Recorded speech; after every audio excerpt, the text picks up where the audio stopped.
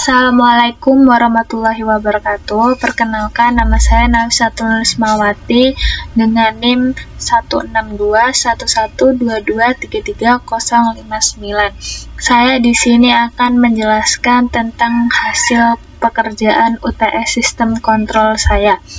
Nomor 1, untuk diminta mencari transfer function sistem motor DC jika input sistem adalah tegangan listrik dan output sistem adalah posisi sudut motor.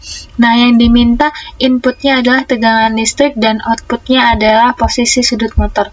Nah, di sini saya sudah menghitung dengan menggunakan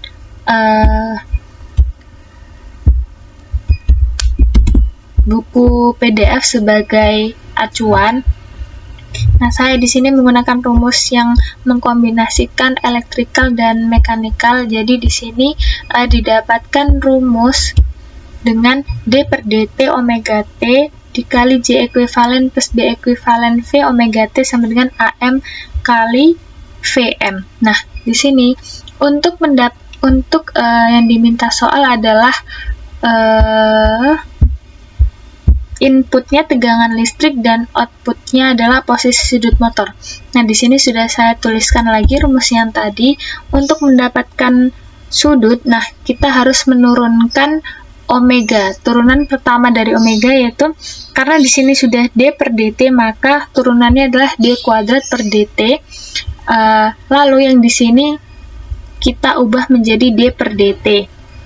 Nah, di sini saya menggunakan Q sebagai variabel posisi sudut motor. Nah, setelah kita menggunakan turunan yang pertama ini, lalu kita jadikan ke transfer function. Nah, ini diubah menjadi S kuadrat dan ini adalah S, sehingga hasilnya adalah S kuadrat J ekuivalen plus B ekuivalen VS dalam kurung QS sama dengan AM per VM. Karena yang diminta inputnya adalah tegangan listrik dan outputnya adalah posisi sudut motor, maka dapat kita simpulkan bahwa Q per V sama dengan, kita pindah ruas semuanya, jadi AM per S kuadrat J ekuivalen plus B ekuivalen.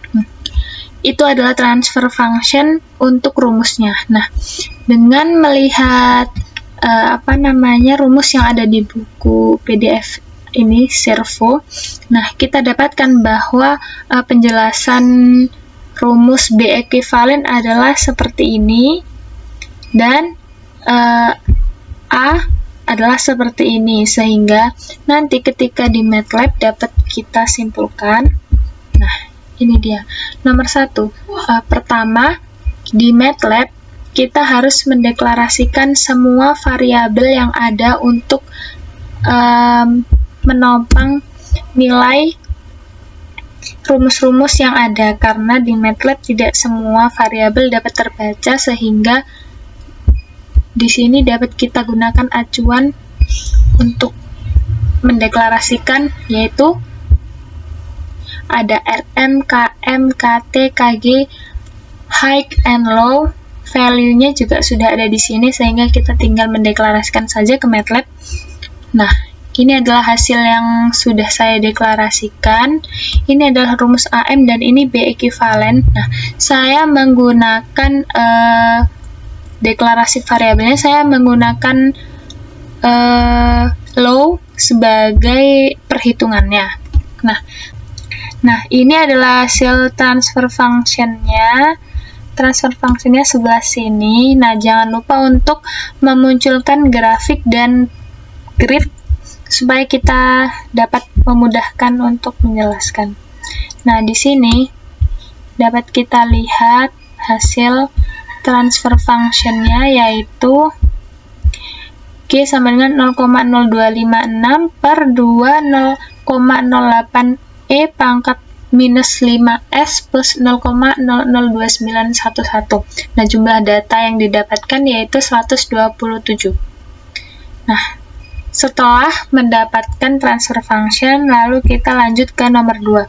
Nomor 2 adalah yang ditanyakan kita melakukan uji step atau BAM test. Nah, kemudian menghitung rata-rata error pada hasil step output transfer function hasil penurunan matematis dengan hasil pendekatan. Nah, lalu analisis, apakah menurut saya hasil transfer function pendekatan itu dapat diterima atau tidak. Untuk nomor 2, kita harus mencari nilai steady state terlebih dahulu.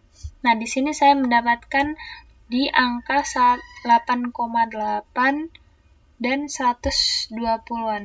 Letaknya di sini adalah titik steady state-nya.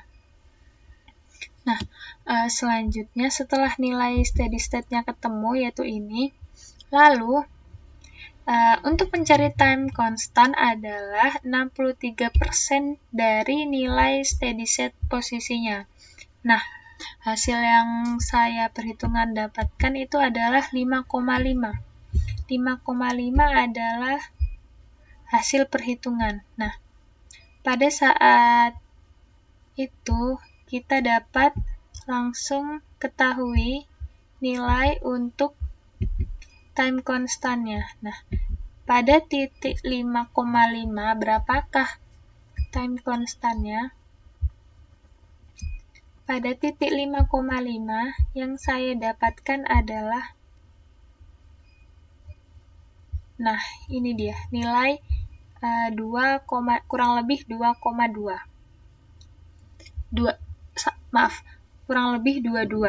Nah, sehingga setelah nilai time constant dapat diketahui, lalu kita dapat menghitung nilai A dan nilai K. Nah, nilai A adalah 1 per time constant, sama dengan 0,045, dan K-nya adalah nilai steady state dikalikan A, yaitu hasilnya 0,396. Nah, setelah itu, kita cari transfer function-nya dan munculkan grafik sebagai pembanding. Nah, jangan lupa untuk menginputkan nilai rata-rata juga. Nah, untuk nilai rata-ratanya kita dapatkan 1,0178. Nah, untuk penjelasan bahwa apakah grafik ini sesuai soal, apakah menurut saya hasil transfer function pendekatan dapat diterima atau tidak? Menurut saya, ini grafik yang saya dapatkan cukup dapat diterima karena perbedaan yang dihasilkan antara kedua grafik tidak terlalu jauh. Ini dapat dilihat bahwa nilai grafik hampir satu garis, namun ketika di zoom nilainya tidak terlalu jauh ya, bahwa nilai aslinya lebih besar. Nah, nilai steady state-nya juga tidak terlalu jauh. Kita lihat di sebelah sini berapakah nilai steady state-nya.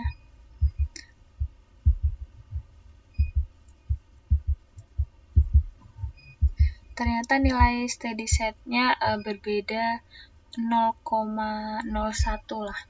Jadi menurut saya ini adalah nilai yang masih dapat diterima. Nah, nomor 3, dengan mengambil asumsi bahwa Anda mempunyai controller yang mampu mengeluarkan nilai tegangan listrik. Nah, di sini saya sudah mendesain PID controller dengan menggunakan Simulink pada MATLAB. Nah, sebentar.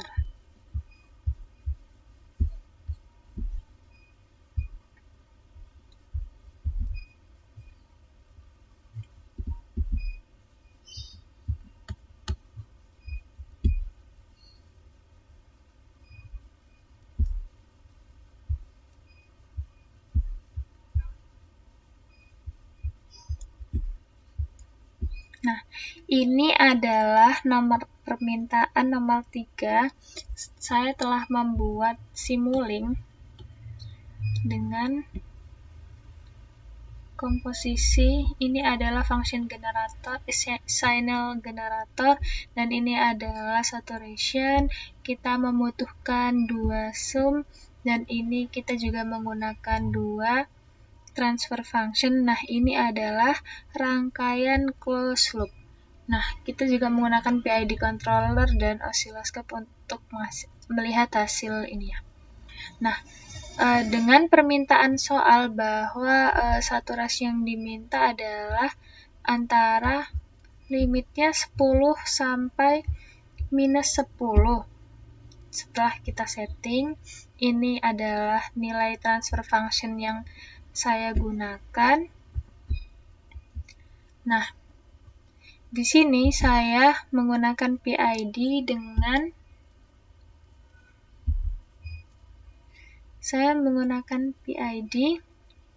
dengan proporsionalnya 150.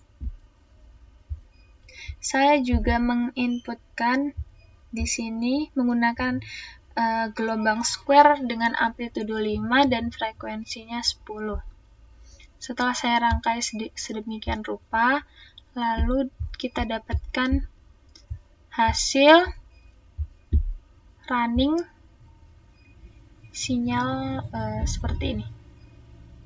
Mari kita lihat bersama. Nah, ini dia hasil running sinyal.